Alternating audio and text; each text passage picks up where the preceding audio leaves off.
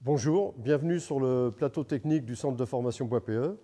Aujourd'hui, nous allons réaliser un plancher dont la structure est déjà en place et nous allons mettre les panneaux dalles OSB sur ce solivage. Donc là, on a un solivage en poutre en nid, anthrax tous les 40 cm, avec une ceinture en lami bois, épaisseur 45 mm. Pour améliorer la rigidité du plancher, on va étrésillonner à l'axe de la portée avec des étrésillons en croix très faciles à poser et surtout, ça permet le passage des gaines techniques. Ça ne ferme pas la travée. Pour supporter les cloisons, si on a une cloison perpendiculaire, elle va porter sur les solives, mais si on a une cloison parallèle au solivage, elle risque de porter dans le vide. Donc on va avoir tous les mètres un renfort de cloison. Sur les panneaux de plancher, la surface maximum acceptable pour éviter les déformations, c'est 30 mètres carrés. Donc tous les 30 mètres carrés, on doit réaliser un joint de dilatation d'1 centimètre. Donc cette partie d'entretoise est faite pour supporter le joint de dilatation, pour l'arrêt des panneaux et la reprise des panneaux, par bloc de 30 mètres carrés. Donc là, on est sur un plancher d'étage, donc dessous, il y a 2,50 mètres, il n'y a pas besoin de fond. Par contre, si on est sur un plancher de vide sanitaire, à ce moment-là, on va mettre un fond en OSB avec un jeu de 5 mm de chaque côté, le fixer avec une rangée d'agrafes, et après, ça permettra de poser l'isolant dessus. Donc là, ici, on a installé une traversée de fourreau pour une canalisation de plombier, par exemple, un tuyau de 100, donc on est en diamètre 125. Le plombier peut passer son tuyau sans avoir à toucher à la structure, et c'est suffisamment rigide pour que les raccords se fassent dans de bonnes conditions. Et après, le plancher va recouvrir tout ça, on aura juste le débord un peu en retrait. Donc là, on prend une mesure pour vérifier le calpinage des dalles, de manière à ne pas se retrouver avec une trop petite bande au niveau du joint de dilatation et des périphéries, avec une largeur au moins de 25 cm. Donc là, on a juste fait un trait de cordex pour que le premier rang de dalle soit bien rectiligne. L'objectif d'un plancher bois, c'est qu'il ait au niveau du confort une très bonne rigidité, ce qui est le cas de la structure qu'on voit ici, et d'améliorer le confort acoustique grâce à ces joints souples qui resteront en permanence et qui feront un petit coussin amortisseur.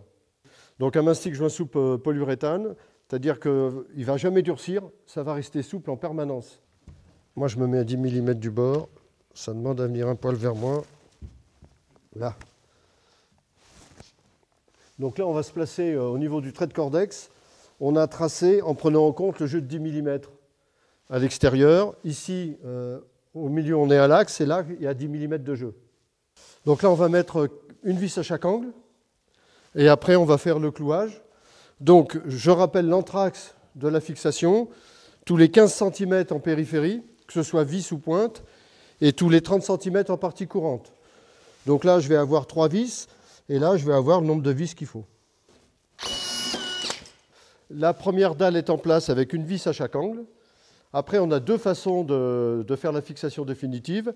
Soit on peut continuer à visser avec une vis tous les 30 cm en partie courante, une vis tous les 15 cm sur la périphérie, ou les mêmes anthrax avec le cloueur, donc une pointe tous les 30 cm dans cette partie-là, et une pointe tous les 15 cm ici.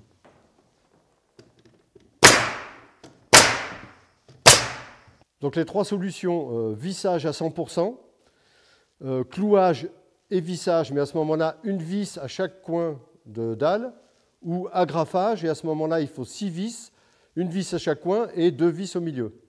Donc moi, personnellement, je choisis le clouage-vissage pour une raison d'économie. Le clou est moins cher que la vis.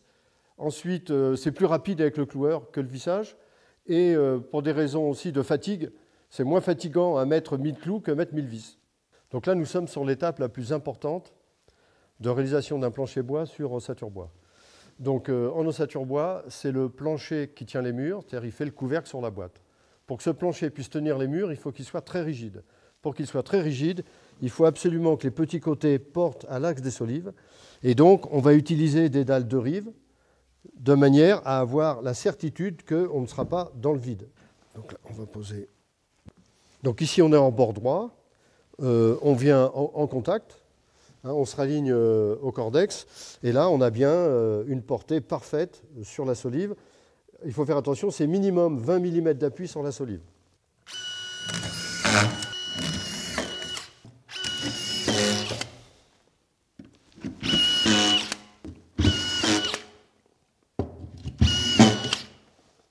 Petit rappel pour l'espacement des fixations.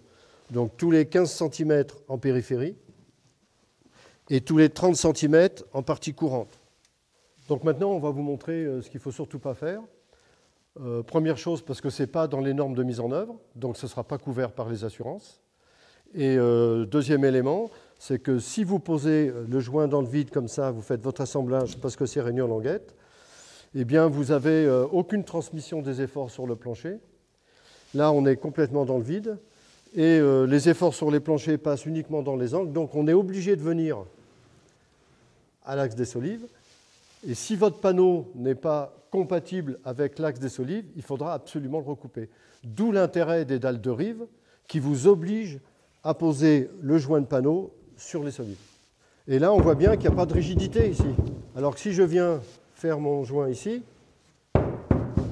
c'est beaucoup plus rigide. Pour le vissage aux 4 angles, si c'est clouage-vissage, on va mettre de la vis de diamètre 3,5 par 50. Si c'est tout vissage, on mettra de la vis de 5 par 50 ou un peu plus si c'est des dalles de 22 par exemple.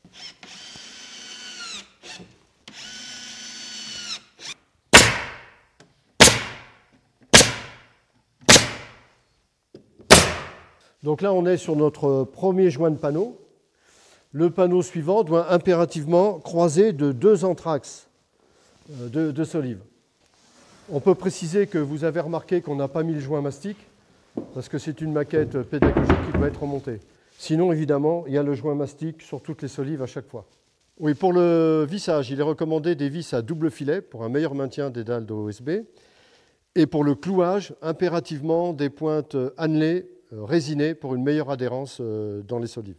Donc la mise en place, voilà. Et puis en remarquant que ce joint-là est décalé de 2 anthrax de solives par rapport à ce joint-là. Donc sur le principe, on essaie de monter 2 premiers rangs de dalles de plancher de manière à pouvoir stocker les dalles pour ne pas être gêné devant. Ce qu'on peut recommander surtout, c'est de jamais de marcher sur les dalles, c'est très très glissant. Donc on évite de marcher sur les paquets.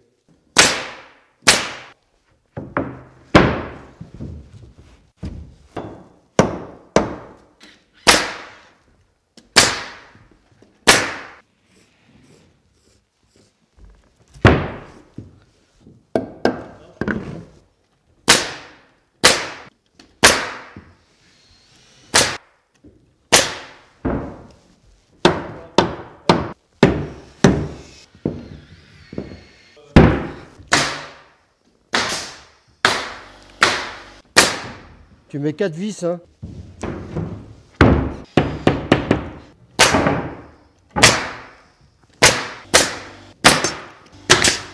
Non, on va déligner celle qui est là-bas.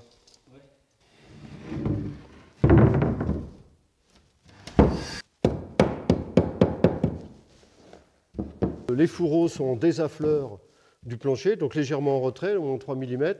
On assure l'étanchéité à l'eau autour. En cas d'orage, il peut y avoir accumulation d'eau, surtout s'il y a les murs de montée. Et donc avec des raclets de caoutchouc, on va rassembler l'eau et la faire évacuer par ces trous. Alors pour le plaquiste qui va devoir fixer ses cloisons entre les solives, on a tracé volontairement, fait un repère de tous les supports, tous les mètres, pour qu'ils puissent fixer ses rails. Et à l'avancement du plancher, on fait un repérage des butées.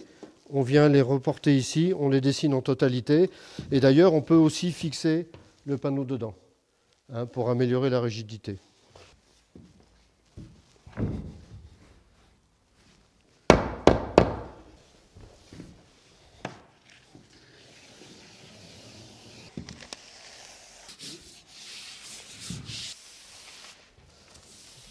Une fois que l'ouvrage bois est terminé, on passe un coup de balai, que ce soit propre et sans poussière, de manière à pouvoir poser cette membrane qui est auto-adhésive, qui va protéger tout l'ouvrage bois pendant le phase chantier et surtout une protection à l'eau.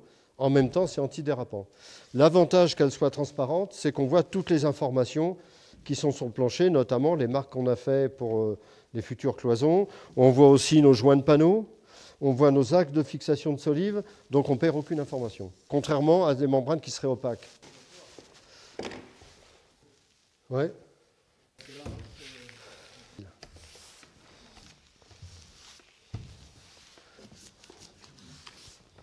Donc, eh bien voilà, le plancher est terminé. J'espère que cette vidéo vous sera utile. Nous avons réalisé un plancher à structure bois, conforme au DTU 51.3, avec une petite nouveauté, c'est la mise en œuvre des membranes d'étanchéité pour garantir une protection de l'ouvrage tant que le bâtiment n'est pas couvert. Vous pouvez retrouver toutes les étapes de mise en œuvre à travers le livre Le Cob aux éditions Bois PE et aussi pour les clients de Suisse Chrono.